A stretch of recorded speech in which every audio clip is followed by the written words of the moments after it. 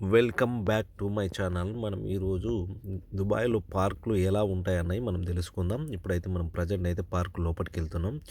Rules and regulation ఎలా ఉంటాయన్నది, ఇక్కడ వయలేషన్ ఎలా ఉంటుంది, వయలేషన్ చేస్తే ఎలాంటి పనిష్మెంట్ అన్నది ఉంటది. ఇక్కడ మనం చూసుకున్నట్టయితే టోటల్‌గా ఇక్కడ మనకు కుక్కలు గానీ, తర్వాత బార్బిక్యూ గానీ, మిగతా ఇంకా వితౌట్ డ్రెస్సులు కరెక్ట్ లేకున్నా గానీ, మన ఈ స్కూటర్లు గానీ, తర్వాత ఇంకా మన మోటార్ బైకులు గానీ, ఈ ట్రాక్ మీద మాత్రం తిప్పడానికైతే అలౌడ్ లేదు. తర్వాత మనం బార్బిక్యూ కాల్చుకోవాలన్నా గానీ, తర్వాత మనకు సైక్లింగ్, తర్వాత మిగతా చాలా మటుకు ఇక్కడ ఇందులో అయితే ఇక్కడ మనకు చూపించిన విధంగా అయితే కూర్చుండి మనం మామూలుగా వంట చేసుకొచ్చుకొని కూర్చుండి కూడా మనం లోపల తినుడు కూడా ఇది ఇక్కడ అయితే వాళ్ళు యాక్సెప్ట్ చేయరు. ఈ పార్కులలో అయితే ఇక్కడ గవర్నమెంట్ అయితే వాళ్ళు క్లీన్‌గా, నీట్‌గా ఉంచడానికి చాలా రీజన్స్ ఉన్నాయి. ఎందుకంటే మన కోసము వాళ్ళు చాలా మట్టుకైతే క్లీన్‌గా ఇక్కడ మెయింటెనెన్స్ అయితే చాలా మట్టుకు వాళ్ళు చేస్తూ ఉంటారు. ఇదంతా ఇక్కడ మనకు ఇక్కడ మనకు ఫస్ట్ ట్రాకింగ్ అయితే ఇలా ఉంటుంది స్టార్ట్ అని చెప్పేసి. తర్వాత మనము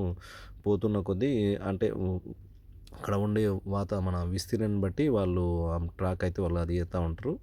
ఇందులో అయితే ట్రాక్ అయితే మనకు 350, 400 అయితే ఇట్లా ఉంది.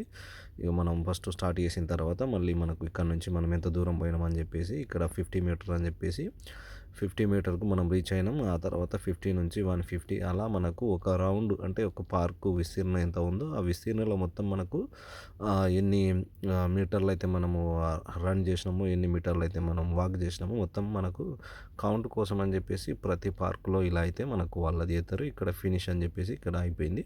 అంటే ఒక రౌండ్‌కి వచ్చేసి 300 మీటర్ అయితే మనకు ఒక రౌండ్ వేసి చేసుకోవచ్చు.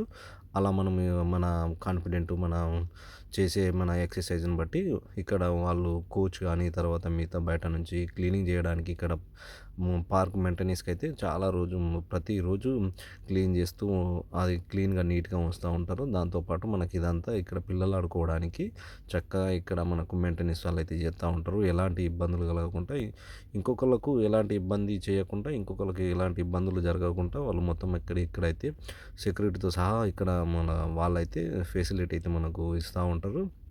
కానీ ఇక్కడ మనము కొంతమంది తెలక ఏం చేస్తూ ఉంటామంటే మనకు కొన్ని రూల్స్ తెలకపోవడం వల్ల మనము అప్పుడప్పుడు ఇప్పుడు ఇక్కడ చుట్టీలు వస్తూ ఉంటాయి కదా! అంటే సెలవులకు మనకు సండే కానీ మిగతా రోజులల్లో మనకు కొంచెం బయట ఏం చేస్తాము అనంటే ఎక్కడికో పోయి అది చేసే బదులు ఇక్కడ పార్క్‌లో కొంచెం చిల్లు కొడదాం మామ అని చెప్పేసి వచ్చి మనం చిల్లు కొట్టడానికి చాలామంది ఆదవుతూ ఉంటారు. వచ్చినప్పుడు మాత్రం సెక్యూరిటీ మాత్రం వాళ్ళైతే ఫస్ట్ ఒకసారి చెప్తారు. చెప్పితే వినకపోతే మాత్రం వాళ్ళైతే ఖచ్చితంగా 400 దరమ్స్ అయితే ఫైన్ ఏస్తారు.